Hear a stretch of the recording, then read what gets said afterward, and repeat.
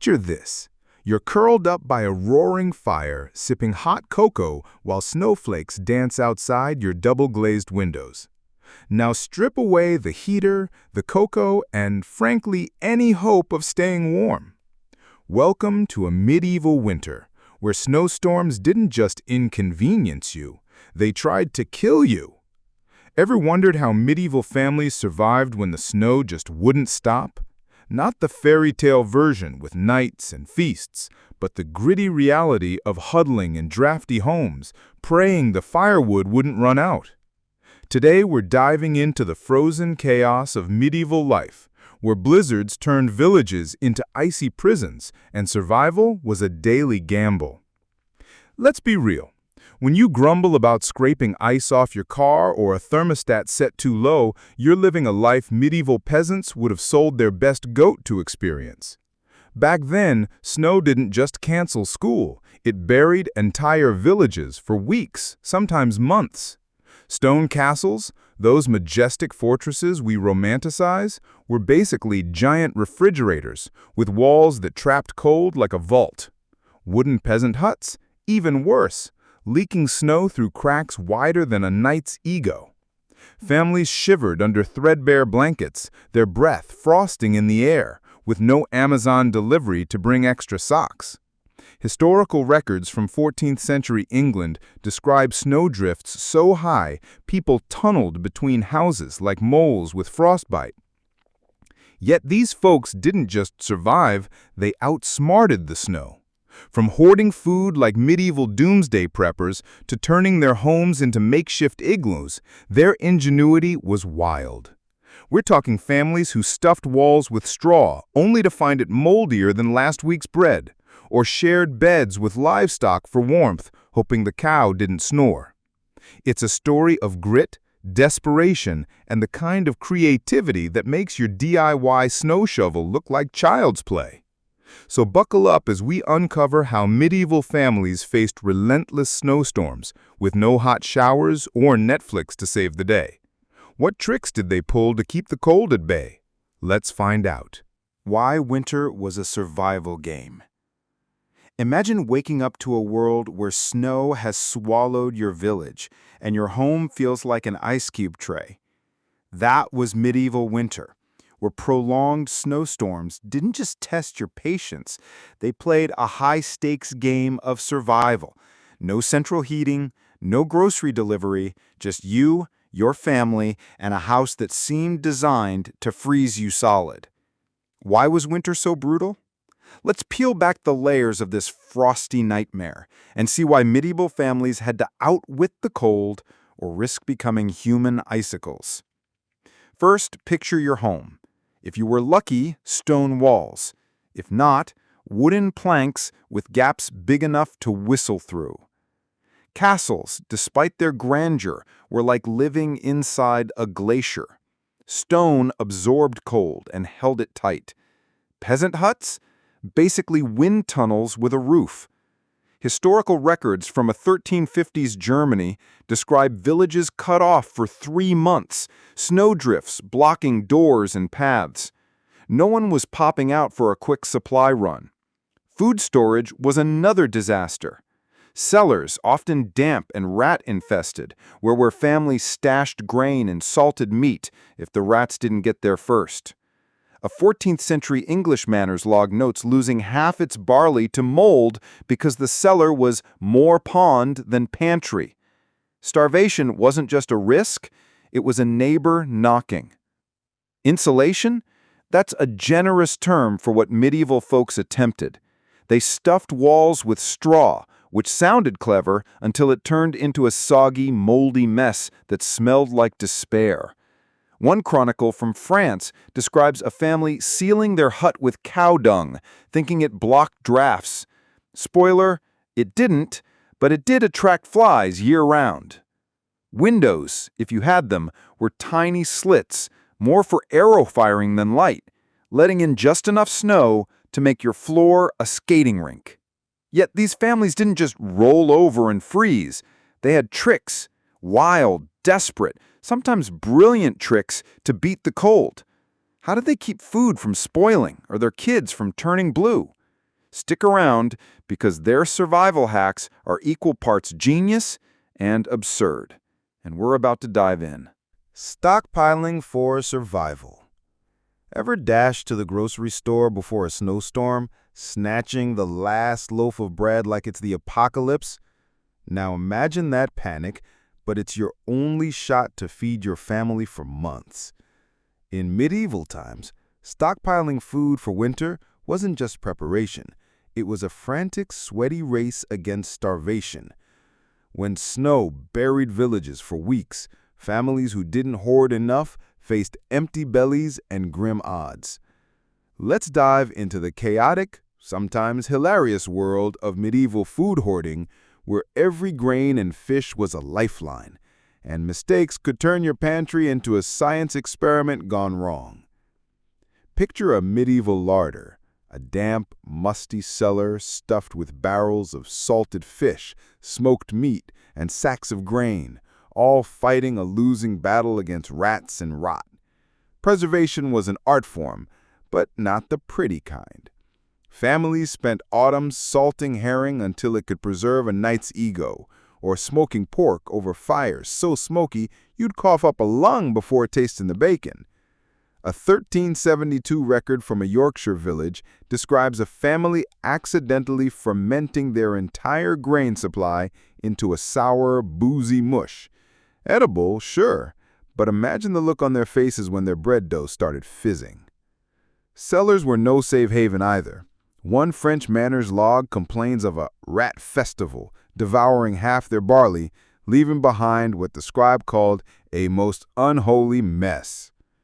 Rationing during endless snowstorms turned families into mathematicians of misery. Every spoonful of pottage, a watery stew of whatever hadn't spoiled, was measured like gold. A 13th century chronicle from Norway recounts a family stretching one sack of oats over 2 months, diluting it with snow until it was more slush than soup. Sound familiar? It's like you hoarding canned soup before a blizzard, only without the can opener and the soup's expiration date 5 years out. Mistakes were costly. One German village's records note a farmer who oversalted his pork, rendering it so briny his kids wept at dinner. Yet they ate it because the alternative was nothing. These families weren't just prepping for a snow day. They were betting their lives on every barrel and sack. How did they stretch their supplies through the darkest, coldest weeks? Hang tight, because their next survival trick, keeping warm in a frozen world, is where medieval hacks for not freezing. When snow piled high and medieval homes turned into iceboxes, staying warm wasn't just comfort, it was survival. No thermostats, no electric blankets, just you and whatever you could scrounge to keep from freezing solid. Families fought the cold with tricks so desperate they make your triple-layered socks look like luxury. Picture this, a dark, smoky room, your breath frosting in the air, and the only heat source a flickering fireplace that's more mood lighting than furnace. How did medieval families avoid becoming popsicles? Let's unpack their wild, sometimes absurd hacks for staying warm. Fireplaces were the heart of the home, but they weren't exactly blasting heat. Peasant families huddled so close to the flames they risked singeing their eyebrows just to feel a flicker of warmth. Wool was their MVP. Layered tunics, cloaks, and blankets so heavy you'd need a squire to lift them. Nobles had it slightly better with furs, but even they shivered in their drafty castles. A 1360s chronicle from Scotland tells of a noble family stuffing their mattresses with chicken feathers for extra insulation, only to wake up sneezing like they'd inhaled a henhouse. Turns out, feathers don't love damp stone walls. For the less fortunate, livestock became living heaters. Families slept in piles with goats, sheep, even the occasional cow, which sounds cozy until you realize Bessie farts like a medieval foghorn. Ingenuity shone through, though. Families heated stones in the fire, wrapped them in wool, and tucked them into beds. Think of it as a medieval hot water bottle, minus the convenience and plus a risk of burns. One English village's records praise a woman who sewed wool scraps into a quilt so thick it doubled as a doorstop. Yet even the wealthy, draped in fox furs, felt the chill through castle slits that passed for windows. Your modern struggle with a drafty apartment? Child's play compared to a hut where snow sneaks in like an uninvited guest. These families didn't just endure, they got creative, turning barnyards into bedrooms and rocks into radiators. What happened when the cold trapped them indoors for weeks? Stay tuned, because surviving cabin fever was a whole new battle. Surviving cabin fever. Snowed in for weeks, medieval families didn't just fight the cold. They battled the madness of being stuck indoors with no Netflix to numb the monotony. Picture a cramped hut, kids whining, parents rationing the last crust of bread, and the family goat chewing someone's cloak. Cabin fever in medieval times was like your worst snow day, but with higher stakes and no Wi-Fi.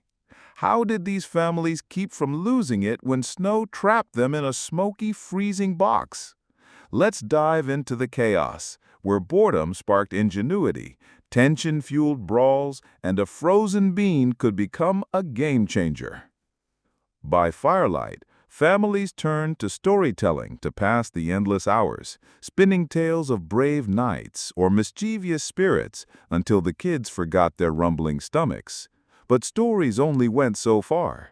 A 1380s record from a Danish village describes a family inventing a dice game using frozen beans, betting who'd roll the most without the beans cracking, until the youngest kid ate the dice, sparking a family feud that lasted longer than the storm. Games were makeshift. Kids tossed sticks, adults carved crude checkers from firewood, and tempers flared over who cheated. One chronicle notes a brawl over the last slice of stale bread settled only when the family dog stole it, leaving everyone equally grumpy. Sound familiar? It's like your family arguing over the TV remote during a blizzard, except medieval squabbles might end in a frozen turnip duel. Cramped quarters amplified every annoyance. Sibling rivalries, a parent's bad mood, or the uncle who snored like a hibernating bear. The emotional toll was real. Isolation wore down even the toughest, with no escape from the same faces and dwindling food. Yet, these families found ways to cope, from singing bawdy songs to distract from hunger, to weaving straw into dolls for the kids. Their resilience shines through. But being stuck indoors was only half the battle. How did entire villages band together to survive the snow?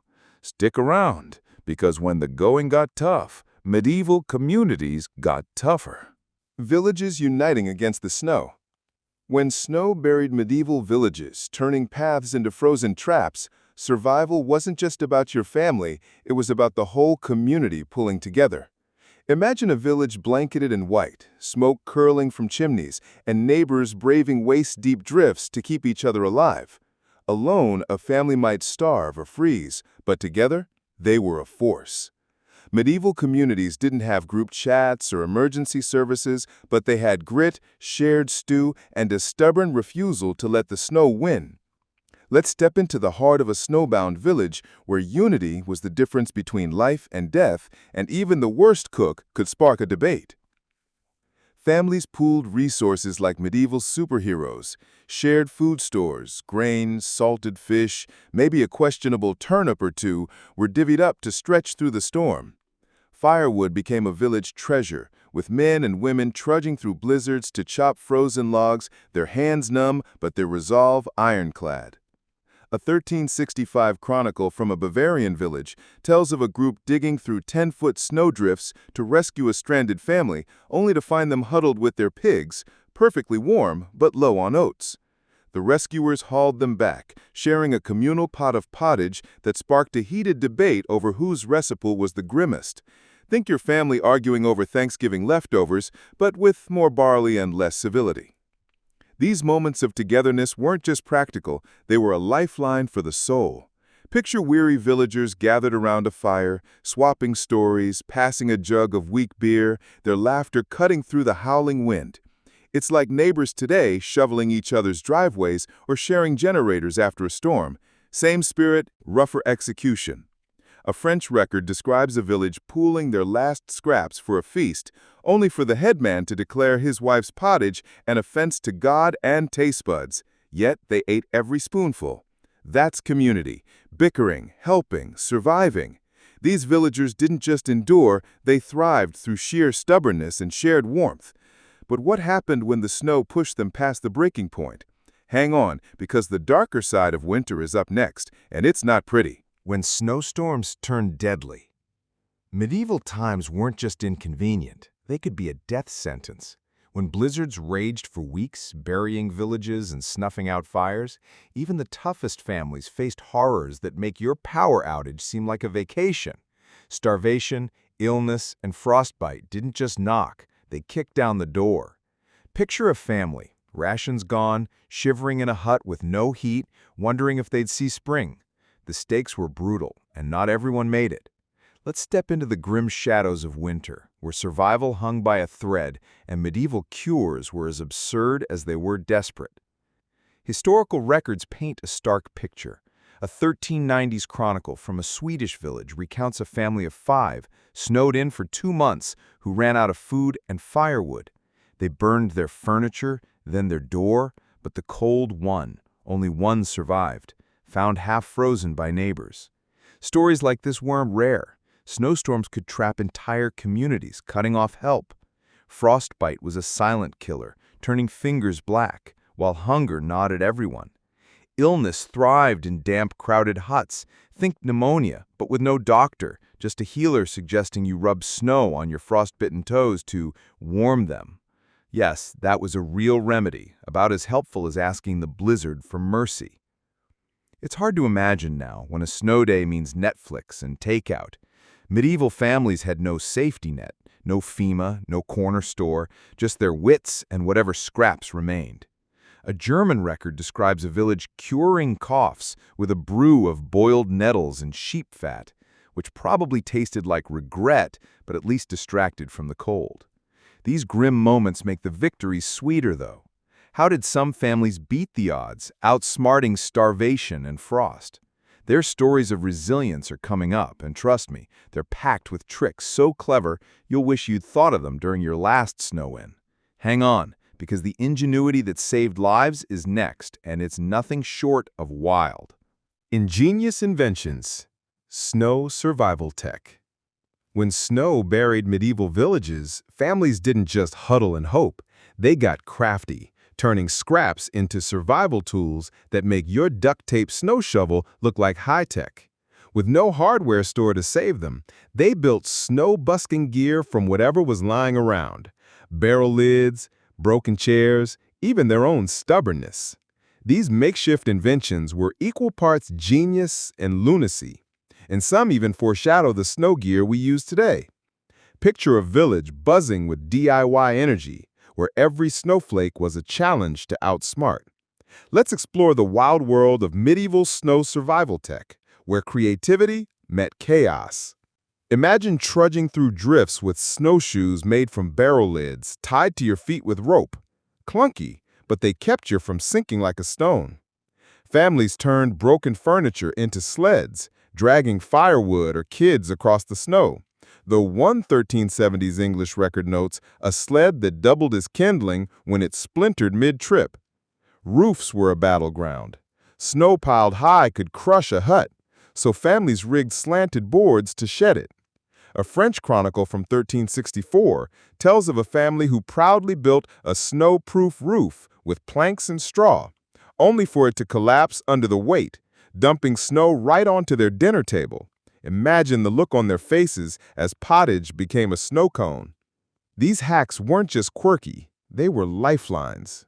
A German village crafted shovels from split logs, scraping paths to neighbors' homes, not unlike your frantic driveway clearing before work. Historical logs praise a woman who wove straw mats to insulate walls, a trick that echoes modern weatherproofing foam. The ingenuity was raw. Think MacGyver, but with more frostbite. Sure, half these inventions failed spectacularly, like the snow sled that became a toboggan for the family cow. But they kept people fighting. Ever rigged a tarp to keep snow off your car? That's the medieval spirit, just with worse materials and higher stakes. How did faith and superstition play into their survival? Stay with us, because their wild beliefs about taming winter are next, and their weird. The role of faith and superstition.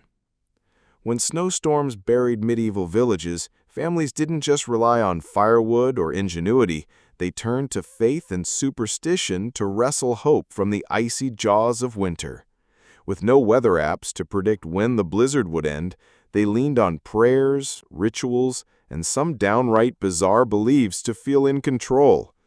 Picture a family huddled in a smoky hut, tossing salt into the fire to melt the snow outside, convinced the storm was a spirit's tantrum. These acts weren't just quirky, they were lifelines, giving people something to cling to when the cold felt personal. Let's dive into the wild world of medieval faith, where superstition met survival. Villagers prayed fervently, begging saints for warmth or clear skies, their voices echoing in freezing churches. Superstitions ran wild. Some believed tying herbs to door frames would appease winter spirits, while others threw barley into the snow to bribe the storm to stop. A 1382 record from a Polish village tells of a community blaming a blizzard on a cursed cow, claiming its sour milk angered the heavens. They paraded the poor beast through the snow to apologize, only for the storm to worsen. Turns out the cow wasn't the problem, but try telling that to a frost-bitten mob. It's like us blaming a storm on forgetting to knock on wood, just with higher stakes and smellier livestock. These rituals, absurd as they sound, offered comfort in chaos. When you're snowed in, rations low, and frostbite creeping, a prayer or a handful of salt feels like action. Ever check your horoscope before a tough day? That's the medieval vibe. Hope dressed up as magic. Historical logs note families chanting over fires, believing the flames carried their pleas to the sky. It wasn't just spiritual, it was psychological armor, keeping despair at bay. Some rituals even worked by accident. Burning certain herbs cleared the air in stuffy huts. How did this stubborn hope tie into their survival? Stick around, because the lessons these families left us are as warm as their fires, and they're coming up next. Lessons from the frozen past. Medieval families, staring down endless snowstorms, weren't just survivors, they were masters of grit, turning straw, stubbornness, and a few prayers into lifelines. From hoarding salted fish in rat-infested cellars to rigging barrel-lid snowshoes, they fought the cold with ingenuity that make your DIY snow fort look like child's play. They huddled with goats for warmth, bickered over pottage at communal feasts, and even blamed blizzards on grumpy cows, all while clinging to faith to keep despair at bay. These folks didn't have Uber Eats or electric heaters in 1350, yet they outlasted winters that would send most of us running for the thermostat. What can we learn from their frozen saga? Plenty, and it's more than just how to avoid frostbite. Think about it. Their stockpiling mirrors your last-minute grocery run before a storm, but with higher stakes, no corner store to save them. Their community spirit, digging through drifts to rescue neighbors, echoes the way we rally during modern crises, like sharing generators after a blackout. Their wild inventions, from straw insulation to snow-shedding roofs, remind us that creativity thrives under pressure, even if it occasionally dumps snow on your dinner. And their superstitions? Well, maybe we're not so different, checking weather apps like oracles. Could you hack it in their world? Sleeping with livestock and rationing slushy porridge? Probably not, but their resilience is a wake-up call to toughen up when the next blizzard hits. So, what's your winter survival hack? Drop it in the comments. Maybe it's as clever as a medieval snowshoe or as simple as extra blankets. These family stories prove we're tougher than we think, even when the snow won't quit. Want more tales of medieval madness? Subscribe, because we're diving deeper into their wild world next time. Think castles, sieges, and maybe a rogue jester or two. Stay warm, and let's keep exploring how our ancestors beat the odds.